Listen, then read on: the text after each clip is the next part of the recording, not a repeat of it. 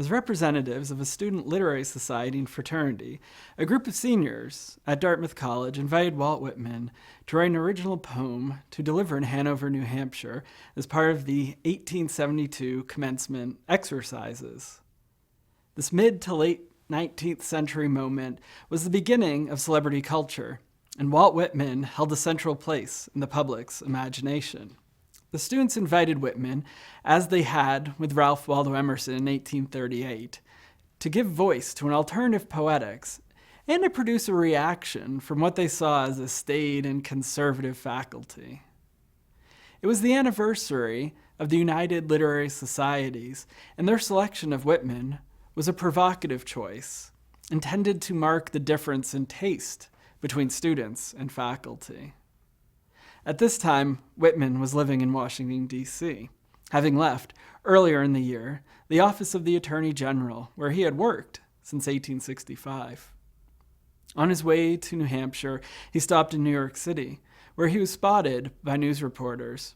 Accounts of his brief rest in New York were reprinted in newspapers across the country, from Cincinnati to Indianapolis.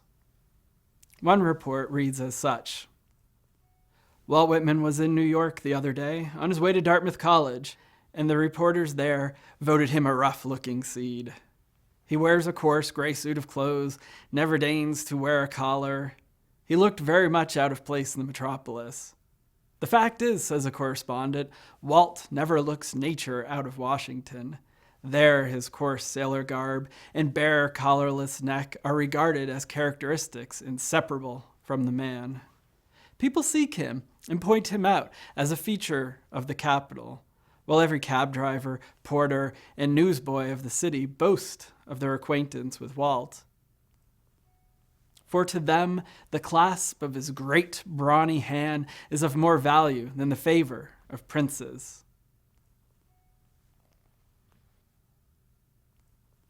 On Wednesday, June 26, 1872, the day before the commencement ceremony, Whitman recited his poem, which he called As a Strong Bird on Pinions Free. He would later revise this poem and include it under the title Thou Mother with Thy Equal Brood in his 1881 edition of Leaves of Grass. In the audience was Kate Sanborn, the daughter of Dartmouth professor Edwin David Sanborn. Kate Sanborn was later to become a professor at Smith College and author of many important works of her own. She recollects Whitman as much as he was described by others. He appeared on the platform wearing a flannel suit, square-cut neck, disclosing a hirsute covering that would have done credit to a grizzly bear.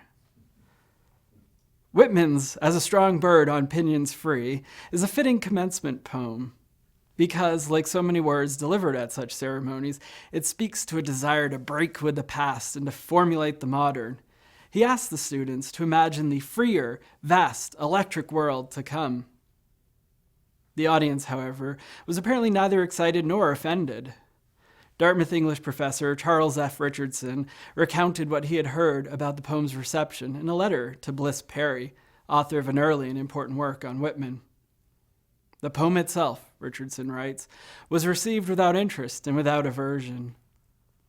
Whitman spoke in a church, and his voice, according to those who remembered hearing it, was monotonous and without animation.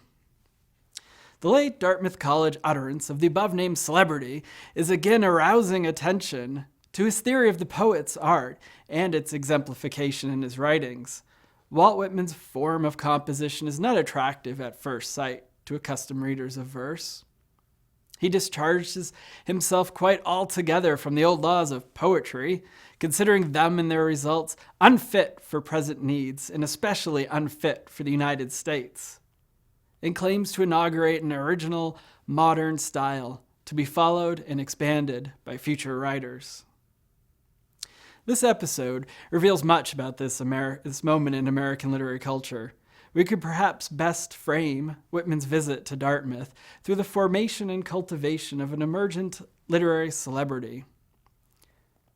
The Dartmouth students were perhaps as much attracted to Whitman for his ability to attract attention as for his revolutionary form of composition.